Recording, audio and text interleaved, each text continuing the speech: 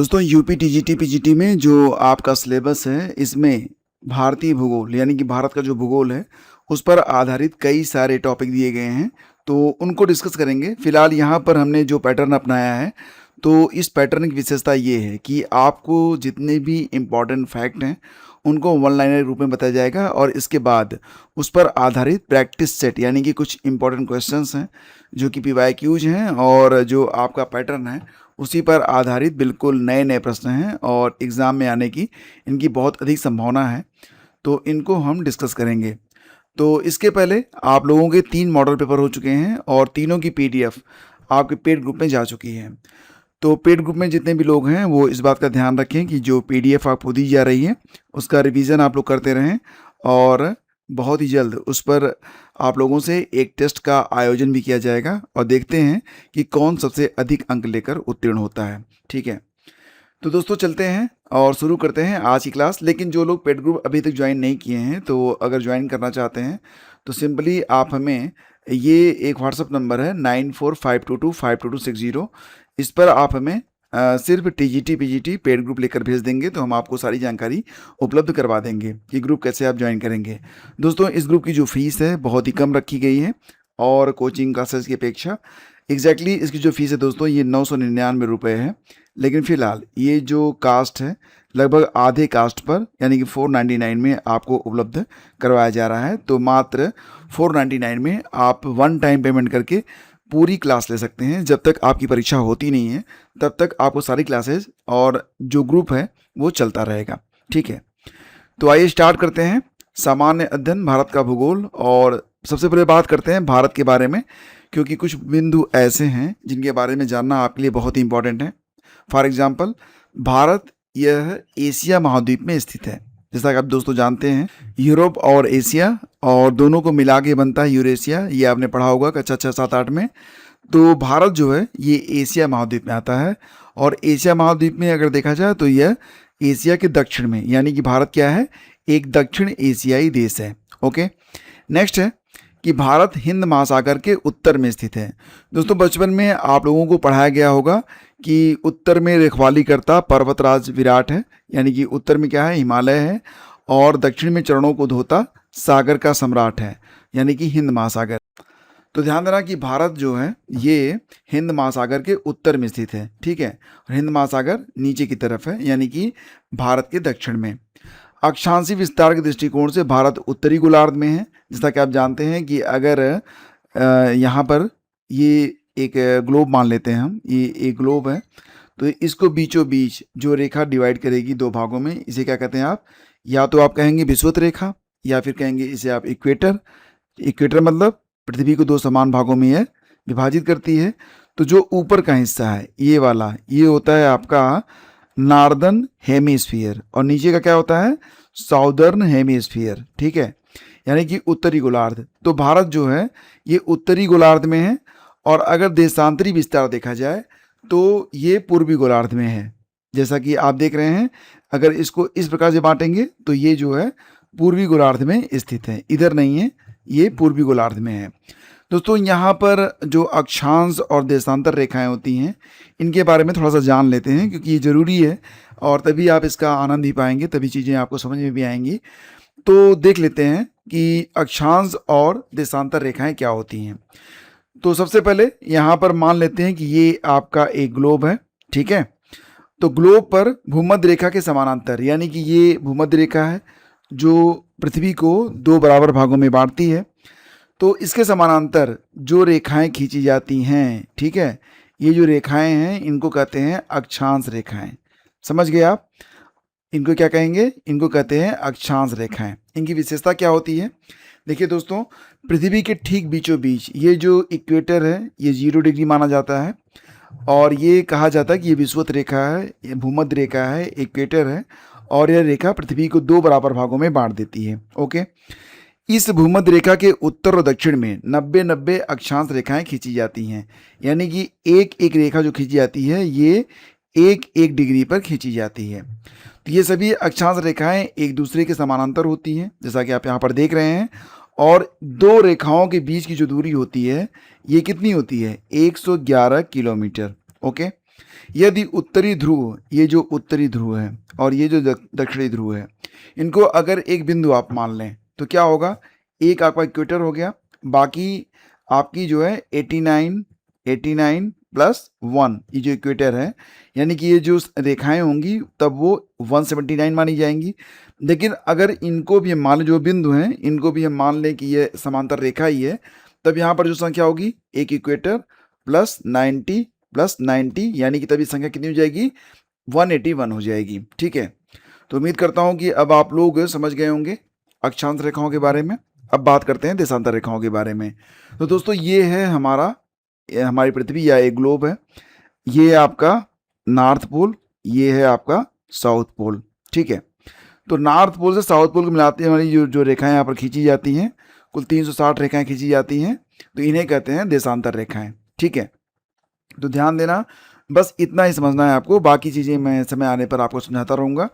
अब यहाँ पर देखते हैं अगला बिंदु। अगला बिंदु क्या है कि भारत का दुनिया में क्षेत्रफल की दृष्टि से, ये पॉइंट मैं आपको कई बार करवा चुका हूँ, तो बिल्कुल कंफ्यूज नहीं होना है आपको, कि पूरी दुनिया में सबसे बड़ा देश रूस है, उसके बाद कनाडा है, फिर संयुक्त राज्य अमेरिका है। ठीक है, अमेरिका अकेले नहीं, संयुक्त राज्य, इसके बाद चीन है, चीन चौथे स्थान पर है, फिर ब्राज़ील है, फिर ऑस्ट्रेलिया है, और भारत दुनिया का 7वां सबसे बड़ा देश है क्षेत्रफल की दृष्टि से। ओके, लेकिन जनसंख्या की दृष्टि से अगर आप कुछ किताबों में देखेंगे तो सबसे ज़्यादा जनसंख्या बताई जाएगी कि चीन। ठीक है, और भारत को बताएंगे दूसरे स्थान पर। लेकिन दोस्तों 2023 से ये आंकड़ा बदल चुका है। 2023 में संयुक्त राष्ट्र के द्वारा जो आंकड़ा पेश किया गया था उसमें ये बताया गया 2023 में भारत की जनसंख्या चीन की जनसंख्या से आगे निकल चुकी है, अप्रैल 2023 में। ठीक है, देखो फ्रेंड्स, अगर ये लेक्चर आपको अच्छा लग रहा है तो प्लीज़ एक बार लाइक कर दीजिएगा।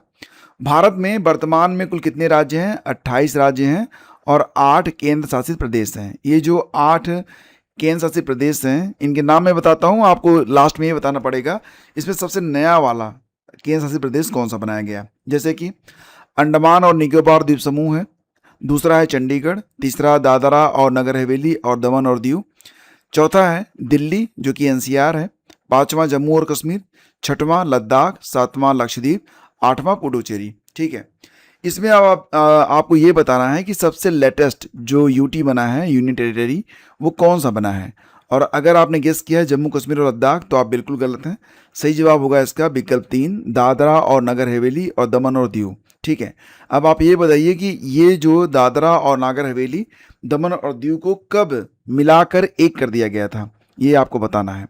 और भारत का कुल क्षेत्रफल कितना है दोस्तों, तो ये कुल मिला के कितना है, 32,87,263 वर्ग किलोमीटर। इसमें वो हिस्सा भी शामिल है जो कि वर्तमान समय में किन्हीं कारणों से पाकिस्तान और चीन के कब्जे में भी है। ठीक है, ये आप याद रखेंगे। और बात करें तो जो भारत का क्षेत्रफल है 32,87,263 वर्ग किलोमीटर, तो जो पूरी दुनिया का क्षेत्रफल है उसका यह मात्र 2.4% है, लेकिन पूरी दुनिया में जितने लोग रहते हैं उसका 17.5% जनसंख्या भारत में निवास करती है। ठीक है, ये जो आंकड़े हैं 2011 के मुताबिक हैं। ओके, भारत की भूमि का विस्तार, जैसा कि आप जानते हैं, हमारा जो मैप है मैं बहुत अच्छा नहीं बनाऊंगा, सॉरी, ये तो बहुत ही गड़बड़ बन गया, ये ऐसे है ना, ये है हमारा प्यारा भारत, तो थोड़ा सा समझ लीजिएगा आप लोग। तो यहाँ पर उत्तर से दक्षिण ये जो दूरी है, ठीक है, ये कितनी है, 3,214 किलोमीटर। ओके, और पूर्व से पश्चिम कितनी है ये दूरी, तो दोस्तों ये है 2,933 किलोमीटर। ये आप याद रखेंगे। अब कुछ प्रश्न हैं उनको करते हैं, लेकिन उसके पहले दोस्तों अगर आपको वीडियो अच्छा लगा है और चैनल पर आप पहली बार हैं तो सब्सक्राइब कर लीजिएगा। पहला क्वेश्चन है, निम्नलिखित कथनों में से कौन से भारत के बारे में सही हैं। तो भारत के बारे में जो सही कथन है वो आपको यहाँ पर पहचानना है। सही उत्तर के लिए यहाँ पर आपको नीचे एक कोड दिया गया है, कोड मतलब कोड, और वो आपको समझना है कि कौन सा सही है। जैसे कि भारत विश्व का 5वां सबसे बड़ा देश है, क्या ये सही है? दोस्तों ये गलत है, क्योंकि आप जानते हैं भारत विश्व का 7वां सबसे बड़ा देश है। ठीक है, तो ये गलत है आपका पहला विकल्प। दूसरा है, यह स्थल मंडल के कुल क्षेत्रफल का लगभग 2.4% भाग अधिकृत किए हुए है, ये आपका करेक्ट है। समूचा भारत उष्ण कटिबंध में स्थित है, ये गलत है। और अगला है चौथा कि 82 डिग्री 30 मिनट पूर्वी देशांतर का उपयोग भारतीय मानक समय को निर्धारित करने के लिए किया जाता है। तो 2 और 4 दोस्तों दोनों आपके सही हैं। मतलब यहाँ पर विकल्प डी आपका बिल्कुल करेक्ट होगा। अब बात करें यहाँ पर, जैसा कि लिखा गया था कि भारत जो है ये उष्णकटिबंध में स्थित है, तो ऐसा नहीं है दोस्तों।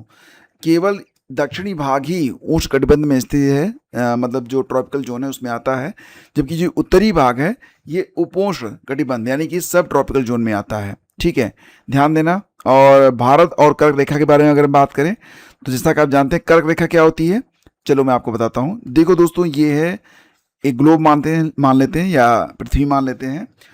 तो ये विषुवत रेखा हो गई, इक्वेटर, भूमध्य रेखा। इसने पृथ्वी को 2 बराबर भागों में बांट दिया। अब इसके जैसा कि मैंने आपको बताया था कि इसके समानांतर जो रेखाएं खींची जाती हैं उन्हें क्या कहते हैं, इनको कहते हैं आप लैटिट्यूड यानी कि अक्षांश। तो 23.5 डिग्री ऊपर की तरफ और 23.5 डिग्री नीचे की तरफ जो 2 रेखाएं जाती हैं, तो ऊपर की रेखा कही जाती है कर्क रेखा, ठीक है, और नीचे की रेखा कही जाती है मकर रेखा। तो दोस्तों यहाँ पर जो कर्क रेखा है ये भारत के लगभग बीचों बीच मध्य से होकर गुजरती है और कुल 8 राज्यों से होकर गुजरती है। ठीक है, तो ध्यान देना, ये जो 8 राज्य हैं, कई बार यहाँ से प्रश्न पूछे जाते हैं, तो ये तस्वीर आप देखेंगे तो बिल्कुल क्लियर हो जाएगा। देखिए यहाँ पर सबसे पहले ये जो है कर्क रेखा ये गुजर रही है गुजरात से, फिर राजस्थान से, मध्य प्रदेश से, छत्तीसगढ़ से थोड़ा सा हिस्सा, फिर ये झारखंड से, पश्चिम बंगाल से, त्रिपुरा से और मिजोरम से। त्रिपुरा के बारे में दोस्तों आप देख रहे हैं कि इसका 3 तरफ से हिस्सा जो है ये जो बांग्लादेश है उससे घिरा हुआ है। ठीक है, ये आप ध्यान रखिएगा। और अगर एक बार मैप में आप समझ लेंगे ना फिर गलत होगा ही नहीं। ठीक है, ये आप ध्यान रखिएगा। जबकि मैंने आपको पढ़ाया था कि जो भारत की मानक समय रेखा है तो ये भारत के 5 राज्यों से होकर गुजरती है। ये कल का जो मॉडल पेपर था उसमें मैंने आपको कायदे से एक्सप्लेन भी किया था विद फिगर, और फिगर मैं इसलिए लगाता हूँ ताकि चीज़ें आपको अच्छे से समझ में आ जाएं। ओके, देखो फ्रेंड्स, सूर्य के उत्तरायण यानी कि भूमध्य रेखा के ऊपर होने के बाद से उत्तरी गोलार्ध में दिनों की अवधि बढ़ती चली जाती है। तो ये हो गया आपकी पृथ्वी हो गई, ये भूमध्य रेखा हो गई। अब यहाँ पर जो सूर्य है ये भूमध्य रेखा के जब ऊपर होता है तो जो उत्तरी गोलार्ध है तो इसमें क्या होता है, दिन जो हैं वो बड़े होने लगते हैं। और 21 जून को सूर्य उत्तरायण स्थिति के सर्वोच्च बिंदु पर होता है, यानी कि 21 जून के बाद से रात बड़ी होने लगती है और दिन छोटे होने लगते हैं। ठीक है, तो और एक बात और, ये बहुत ही इंपॉर्टेंट है, बार बार एग्जाम में पूछा जा रहा है, रट लीजिएगा कि जो माही नदी है ये कर्क रेखा को 2 बार काटती है। ठीक है, ये ध्यान रखिएगा आप लोग। अगला क्वेश्चन है कि भारत की निम्नलिखित में से किस उच्च भूमि पर आपको 16 नामक शीतोष्ण वन मिल सकते हैं। तो ध्यान देना, ये क्वेश्चन भारत की किस उच्च भूमि पर, यानी कि यह ऊंची भूमि है, यहाँ पर 16 नामक शीतोष्ण वन आपको मिलते हैं। तो दोस्तों ये जो मिलेगा कहाँ पर, नीलगिरी में। और नीलगिरी ये जो हिस्सा है ज़मीन का, यानी कि जो पहाड़ है, ये जो पर्वत है, ये कहाँ पर मिलेगा आपको, तो दोस्तों ये मिलेगा आपको तमिलनाडु में। तमिलनाडु कहाँ पर है, भारत के दक्षिणी हिस्से में। ठीक है, तो 16 वन दक्षिण भारत के पश्चिमी घाट के ऊंचे पर्वतीय क्षेत्रों, मतलब जिनकी ऊंचाई 1500 मीटर से अधिक होती है, वहाँ पर पाए जाने वाले उष्णकटिबंधीय सदाबहार और घास के मैदानों का एक अनूठा पारिस्थितिकी तंत्र है। यह मुख्य रूप से कहाँ पर, केरल, कर्नाटक और तमिलनाडु राज्यों की घाटियों में फैले हुए हैं। नीलगिरी कहाँ पर है, तमिलनाडु में है। ठीक है, तो ये आप याद रखेंगे। अगला क्वेश्चन है, गंगा नदी की निम्नलिखित सहायक नदियों को पश्चिम से पूर्व के क्रम में लगाइए। दोस्तों जब आप मैप देखते हैं ना तो इसको आप ऐसे मानिए, ये प्लस, तो यहाँ पर होता है पूर्व और इसके जस्ट अपोजिट यानी कि आपके लेफ्ट साइड ये होता है पश्चिम। ऊपर की तरफ हमेशा उत्तर होता है और नीचे की तरफ होता है दक्षिण। तो यहाँ से क्या बात हो रही है, पश्चिम से पूर्व, यानी कि आपको पता करना है इधर से इधर की तरफ कौन सी नदी पहले है और कौन सी उसके बाद है। तो दोस्तों यहाँ पर देखेंगे घाघरा, गंडक, सोन और कोसी। तो यहाँ पर सबसे पहले अगर एक मैप में आपको दिखाता हूँ तब आप अच्छे से समझ पाएंगे। देखिए यहाँ पर जो घाघरा नदी है वो कहाँ पर स्थित है, तो घाघरा देखिए यहाँ पर स्थित है। ठीक है, घाघरा के बाद दोस्तों देखेंगे आप तो फिर यहाँ पर आपको सोन नदी मिल जाएगी। सोन नदी कहाँ पर स्थित है, ये देखिए घाघरा पहले है ना, घाघरा यहाँ पर है, सोन यहाँ पर है। ठीक है, घाघरा के बाद सोन हो गया, तो इसमें घाघरा के बाद सोन यहाँ पर दिया गया है। इसके बाद गंडक और कोसी देख लेते हैं। देखिए ये आपकी गंडक नदी है ठीक है। और ये कोसी नदी है। कोसी नदी को बिहार का शोक कहते हैं। यह नेपाल से आती है और बिहार में अपना रास्ता बदलती रहती है बरसात के दिनों में, तो भारी तबाही मचाती है, जिसकी वजह से इसे बिहार का शोक कहते हैं। ठीक है। तो यहाँ पर जो मुख्य नदियाँ हैं, जैसा कि मैं आपको पढ़ा भी चुका हूँ कि जो गंगा नदी का उद्गम होता है कैसे होता है। तो फिलहाल यहाँ पर कौन कौन सी नदियाँ, इस नदी का बहाव इस तरफ है। ठीक है। तो अगर आप इस तरफ जाएंगे तो ये दाहिना छोर हो जाएगा राइट, और ये हो जाएगा आपका बायां छोर लेफ्ट। तो दाहिने छोर से जो नदियाँ मिलती हैं मुख्य रूप से अगर उनको देखा जाए तो यमुना नदी आकर मिल रही है। यमुना नदी की बहुत सारी ट्रिब्यूटरीज भी हैं इसमें, आप देख रहे होंगे। और ये देखिए टोंस नदी है। उसके बाद ये देखिए सोन नदी है। सोन नदी के बाद आप देखेंगे तो यहाँ से जाके एक नदी और मिलती है, लेकिन बहुत आगे हुबली नदी मिलती है। ठीक है। तो अभी आगे मैप और देखेंगे हम लोग तो और क्लियर होगा। अगला क्वेश्चन है कि गंगा नदी की सहायक नदियों का पश्चिम से पूर्व की ओर सही अनुक्रम क्या है। तो मतलब ये दोस्तों जो मैप है ना, ये बहुत इंपॉर्टेंट है। यहाँ से प्रश्न अक्सर एग्जाम में पूछे जा रहे हैं, तो मैप अच्छे से पढ़ लीजिएगा। फिलहाल यहाँ पर बात करें तो जो आपका पहला विकल्प है, जैसा कि मैं आपको दिखाता हूँ। सबसे पहले यहाँ पर देखेंगे आप तो ये यमुना नदी है। ठीक है। उसके बाद दोस्तों घाघरा नदी है, मैंने आपको दिखाया था। यहाँ पर देखिए ये आपकी घाघरा नदी है, यहाँ पर जाके मिल रही है। फिर सोन नदी, गंडक और कोसी। तो यहाँ पर जो विकल्प ए है ये आपका बिल्कुल करेक्टली मैच्ड हो रहा है। ओके। अगला क्वेश्चन है, अब देखिए यहाँ पर जो यमुना नदी है ये गंगा की सबसे बड़ी सहायक नदी है। अगर एग्जाम में ये प्रश्न आ गया कि गंगा की सबसे बड़ी सहायक नदी का नाम बताइए, तो नो डाउट आपको आंसर करना पड़ेगा यमुना। और यमुना नदी जो कि उत्तराखंड से निकलती है, फिर हरियाणा, फिर उत्तर प्रदेश, फिर दिल्ली और राजस्थान जैसे राज्यों से होकर बहती हुई अंत में जाकर प्रयागराज में गंगा में मिल जाती है। ठीक है। घाघरा, इसे करनाली के नाम से भी जानते हैं। यह नेपाल में उच्च हिमालय से निकलती है। कहाँ से निकलती है? नेपाल में उच्च हिमालय से। और गंगा में प्रवेश यानी कि शामिल होने से पहले उत्तर प्रदेश और बिहार से होकर बहती है। सोन नदी दोस्तों कहाँ से निकलती है? एमपी से, मध्य प्रदेश से। गंडक निकलती है नेपाल में उच्च हिमालय से। कोसी भी नेपाल से निकलती है, इसे बिहार का शोक भी कहते हैं। दामोदर नदी निकलती है झारखंड से। और हुगली नदी में शामिल होने से पहले पश्चिम बंगाल से होकर बहती है। आप यहाँ पर देखेंगे दामोदर नदी, ये है दामोदर नदी, और ये हुगली नदी में आकर मिल रही है। ठीक है, ये आप ध्यान रखेंगे। तो ये पूरा मैप मैं इसीलिए लेकर आया हूँ ताकि आप चीज़ों को अच्छे तरीके से समझ पाएं। नेक्स्ट है, भारत में लाल और पीली मिट्टी के बारे में कौन सा कथन सही है? तो कौन सा कथन सही है? केवल एक ही कथन सही होगा इसका मतलब। देखते हैं कौन सा सही है। इसमें नाइट्रोजन, फास्फोरस और ह्यूमस प्रचुर मात्रा में पाए जाते हैं। तो दोस्तों जो ये लाल और पीली मिट्टी होती है, तो ऐसा बिल्कुल भी इसमें नहीं होता है। ठीक है, तो ऐसा बिल्कुल भी नहीं होता है, तो ये आपका जो है ये गलत है। इसका लाल रंग इसमें मौजूद फेरिक ऑक्साइड के उच्च प्रसार के कारण होता है, ये आपका सही है। यानी कि आपका उत्तर बन गया विकल्प बी। यह मुख्य रूप से अत्यधिक वर्षा वाले दलदली क्षेत्रों में विकसित होती है, और कह रहे हैं कि जल योजित यानी कि हाइड्रेटेड रूप में यह मिट्टी काली दिखाई देती है, जबकि ये दिखाई देती है पीली। ठीक है, तो लाल और पीली मिट्टी कम वर्षा वाले क्षेत्रों में क्रिस्टलीय आग्नेय और रूपांतरित चट्टानों के अपक्षय से बनती है। इसका लाल रंग फेरिक ऑक्साइड के प्रसार के कारण होता है। इसमें जब जल मिलता है तो ये पीली दिखती है। और ये जो मिट्टी है ये पाई जाती है मुख्य रूप से छत्तीसगढ़ में, ओडिशा में, कर्नाटक में, तमिलनाडु, आंध्र प्रदेश, मध्य प्रदेश और झारखंड में। छत्तीसगढ़ में इस मिट्टी को कहते हैं मठासी। छत्तीसगढ़ वाले जानते होंगे, इसको मठासी कहते हैं। और ये जो मिट्टी होती है दोस्तों, तो इसमें नाइट्रोजन, फास्फोरस, मैग्नीशियम और ह्यूमस की कमी होती है। और यह मिट्टी अम्लीय प्रकृति की होती है और कम उपजाऊ होती है। लेकिन सही तरीके से अगर सिंचाई और जो उर्वरक होते हैं उनका इस्तेमाल किया जाए तो इसमें कई सारी फसलें उगाई भी जाती हैं। सच्चर समिति या सामान्य भौगोलिक संदर्भों में भारत के किस राज्य की सीमा सबसे अधिक राज्यों को छूती है?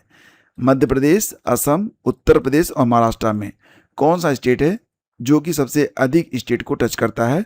तो दोस्तों ये है आपका उत्तर प्रदेश, विकल्प सी। उत्तर प्रदेश कुल मिला के 8 स्टेट को और एक यूनियन टेरिटरी को छूता है। यूनियन टेरिटरी में कौन सा है यहाँ पर? तो दिल्ली है। और ये जो 8 स्टेट हैं तो ये कौन कौन से हैं?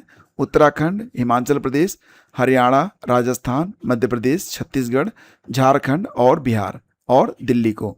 तो ऑल ओवर 9 है, लेकिन इसमें स्टेट 8 हैं, एक यूटी है। ओके, अगला है, हिमालय की विभिन्न श्रेणियों के बीच थ्रस्ट और फॉल्ट के संदर्भ में MBT that is main boundary thrust किन दो श्रेणियों को अलग करती है?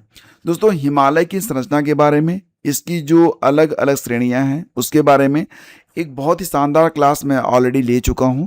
तो मैं आप लोगों से एक रिक्वेस्ट करूंगा कि आप प्लीज़ वो वीडियो ज़रूर देख लीजिएगा। लिंक आपको कमेंट बॉक्स में और पहले कमेंट में मिल जाएगा, डिस्क्रिप्शन में भी मिल जाएगा। तो आप उसे देखिएगा ज़रूर, क्योंकि इससे ना आपकी बहुत सारी समस्याएं हल हो जाएंगी, खासतौर से हिमालय से संबंधित। तो फिलहाल दोस्तों बात करें अगर MBT के बारे में, मेन बाउंड्री थ्रस्ट, ये मिलेगा आपको लघु हिमालय और शिवालिक के बीच में। हो सकता है जो लोग हिमालय के बारे में ना जानते हों तो उनको ये चीज़ केवल रटनी पड़ जाए, लेकिन मैं यहाँ पर आपको समझा देता हूँ। जैसे कि ये देखिए, सबसे ऊपर ये जो ये लाल रंग में दिखाई दे रहा होगा, ये है काराकोरम श्रेणी, और इसके पीछे जो है दोस्तों वो कहा जाता है ट्रांस हिमालय। ठीक है, ये देखिए लद्दाख श्रेणी, ये नेक्स्ट वाली, ये यहाँ पर देखेंगे तो ये आपका जास्कर श्रेणी, कैलाश श्रेणी यहाँ पर स्थित है। ठीक है, और ये जो आपको यहाँ पर ग्रीन लाइन दिख रही है ना, ग्रीन लाइन दिख रही है, ये है बृहद हिमालय। और इसके बाद ये जो आपको ग्रे लाइन दिख रही है, ये आपका मध्य हिमालय या लघु हिमालय है। उसके नीचे है आपका सबसे निचला हिस्सा शिवालिक श्रेणी। ठीक है, शिवालिक श्रेणी आप देखेंगे तो इसके नीचे जो है मैदानी हिस्सा होता है। तो मध्य हिमालय यानी कि ये वाला जो पोर्शन है और शिवालिक श्रेणी, दोनों के बीच में MBT स्थित है, मेन बाउंड्री थ्रस्ट। ठीक है, तो ध्यान देना, ट्रांस हिमालय और महान हिमालय को सिंधु सांगपो सूचर जोन अलग करता है। तो जैसा कि आप जानते हैं ये बृहद हिमालय है और इसके ऊपर जो है वो ट्रांस हिमालय है। तो यहाँ पर इसको अलग कौन करता है? Sindhu Tsangpo suture zone. जबकि महान हिमालय और लघु हिमालय के बीच मेन सेंट्रल थ्रस्ट है। ये आपका नीली लाइन, हरी लाइन है, ये बृहद हिमालय है, इसके नीचे जो है लघु हिमालय या मध्य हिमालय है। इसको कौन अलग करता है? तो ये करता है मेन सेंट्रल थ्रस्ट। ठीक है, और शिवालिक और भारत का जो विशाल मैदान है, इन्हें हिमालयन फ्रंटल फाल्ट HFF या मेन फ्रंटल थ्रस्ट MFT अलग करता है। तो उम्मीद करता हूँ चीज़ें आपको समझ में आ रही होंगी, और इसीलिए मैं मैप का सहारा भी ले रहा हूँ, क्योंकि यह ज्योग्राफी है तो समझना तो पड़ेगा आपको।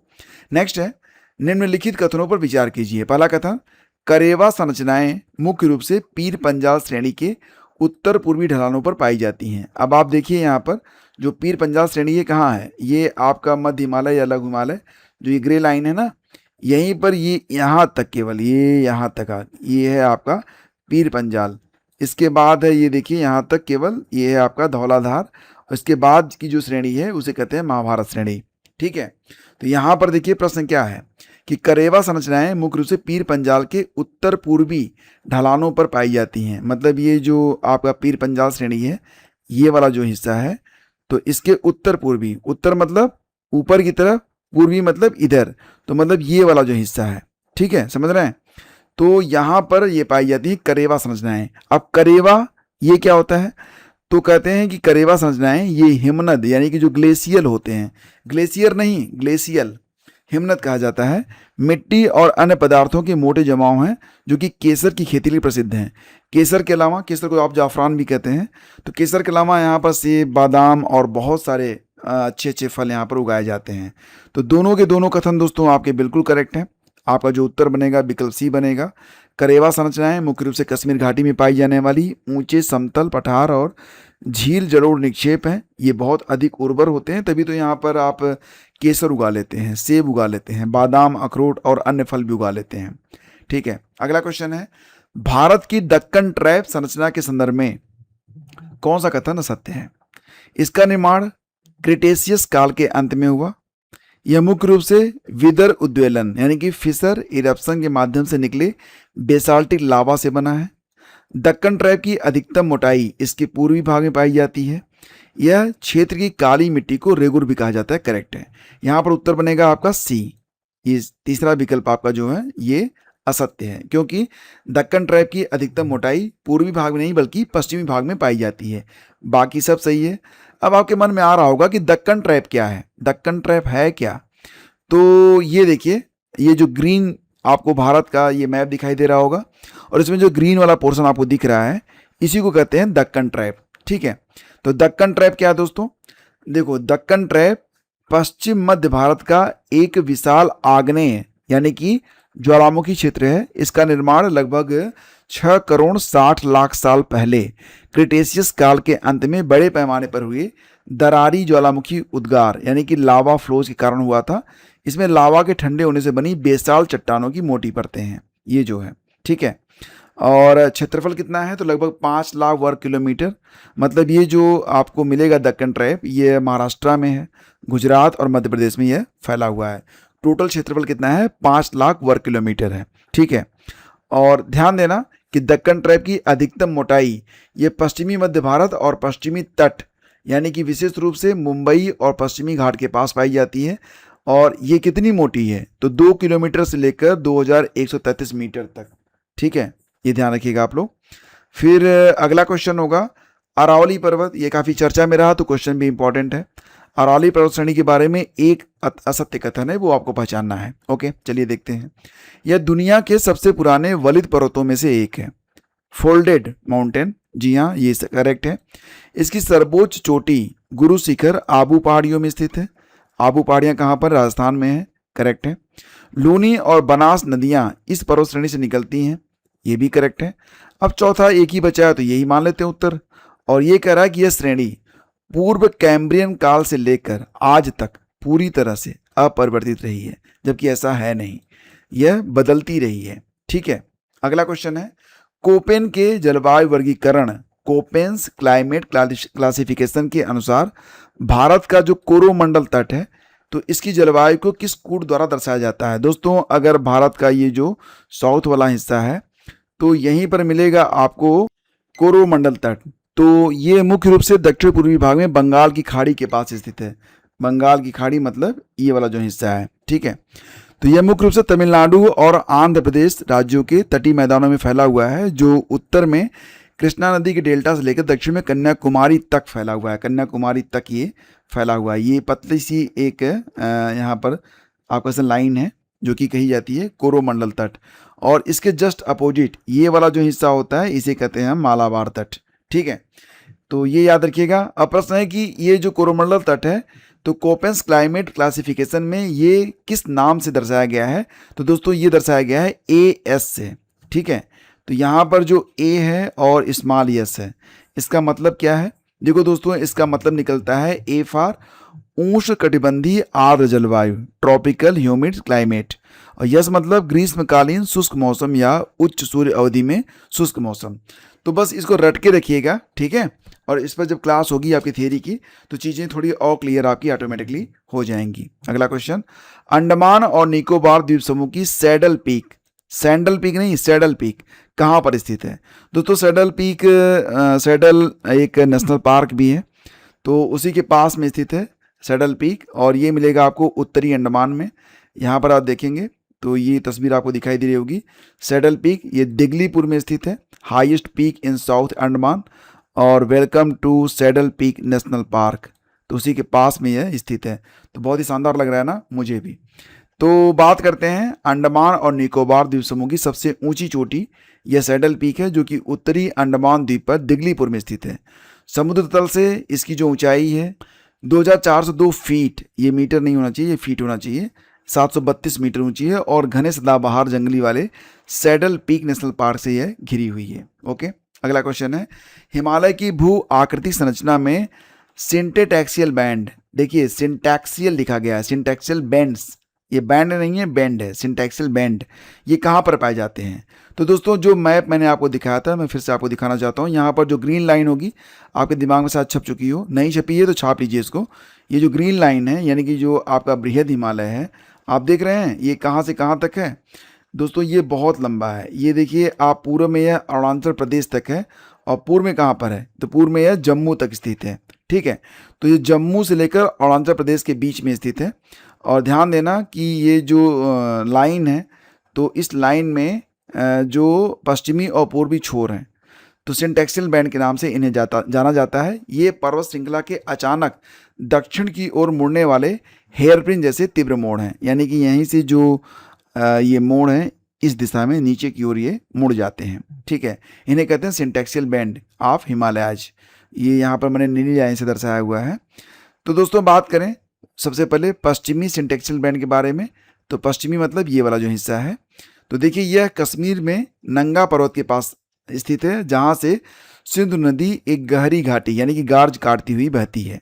और इसका जो पूर्वी सिंटेक्सल बैंड है यह अरुणाचल प्रदेश में नामचा बरवा पर्वत के पास स्थित है, जहाँ से ब्रह्मपुत्र जो है भारत में प्रवेश करती है और पर्वत श्रृंखला दक्षिण की ओर मुड़ जाती है। ओके, अगला क्वेश्चन, कौन सी नदी अध्यारोपित अपवाह प्रणाली यानी कि सुप्रीम पोज्ड ड्रेनेज पैटर्न का एक सटीक उदाहरण है?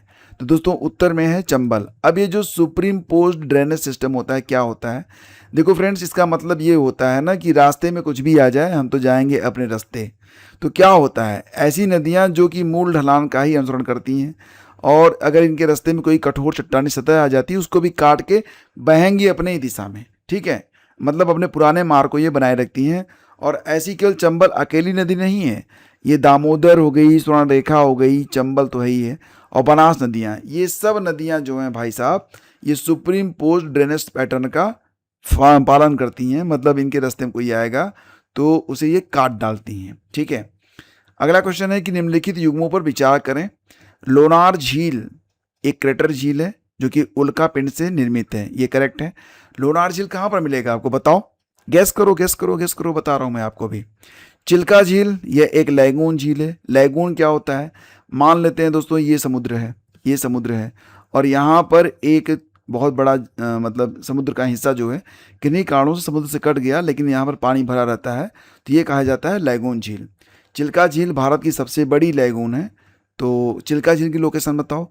और लोकटक झील यह एक टेक्टोनिक लेक है। तो जैसा कि आप जानते हैं भूकंप क्यों आते हैं? पृथ्वी के अंदर जो टेक्टोनिक प्लेटें होती हैं उनमें जब हलचल होती है तो कई बार धरती जो है वो धंस जाती है और इस वजह से भी झीलें बनती हैं जिन्हें कहते हैं टेक्टोनिक लेक। तो लोकटक झील भी एक टेक्टोनिक लेक है, यानी कि पहला कथन, दूसरा कथन, तीसरा कथन सब सही हैं। अब यहाँ पर थोड़ा डिटेल में देख लेते हैं क्योंकि इंपॉर्टेंट है। लोनार झील लोकेशन महाराष्ट्र, उल्का पिंड के गिरने से बनी है, फिर उसमें पानी भर गया, गड्ढा बन गया, पानी भर गया तो बन गई लोनार झील। चिल्का झील ओडिशा में है, लैगून झील है, मैंने आपको बताया लैगून झील क्या होती है, और भारत की सबसे बड़ी लैगून झील है चिल्का, तो so very important. And Loktak झील दोस्तों मिलेगी आपको मणिपुर में, टेक्टोनिक लेक है, मतलब प्लेटें जो है नीचे बैठी, धरती का कुछ हिस्सा बैठा, उसमें पानी भर गया, बन गई लोकटक झील। और लोकटक झील दोस्तों मीठे पानी की झील है और अपने तैरते हुए द्वीपों के लिए जानी जाती है। इसे फुमडिस कहते हैं, जो तैरते हुए इसमें द्वीप हैं उन्हें कहते हैं फुमडिस। ठीक है, तो दोस्तों ये वीडियो का पहला भाग था। दूसरा भाग जिसमें 16 से 30 तक के प्रश्न कवर करेंगे, तो उनका लिंक आपको डिस्क्रिप्शन और पहले कमेंट में मिल जाएगा, तो इसे पूरा करिएगा या फिर आप अभी यहाँ पर क्लिक करके इसका दूसरा पार्ट देख सकते हैं। दोनों भाग की जो कंबाइंड PDF है ये पेड ग्रुप में जाएगी और पेड ग्रुप में अगर आप नहीं हैं तो ज्वाइन कर लीजिएगा, ये आपके लिए बहुत ही फ़ायदेमंद है। 9452252260 इस पर आप व्हाट्सअप करेंगे, कॉल मत किया करिए क्योंकि कॉल उठा नहीं पाता हूँ मैं। और हाँ दोस्तों, अगर प्रयास आपको अच्छा लगा तो लाइक कर दीजिएगा, शेयर और सब्सक्राइब। धन्यवाद।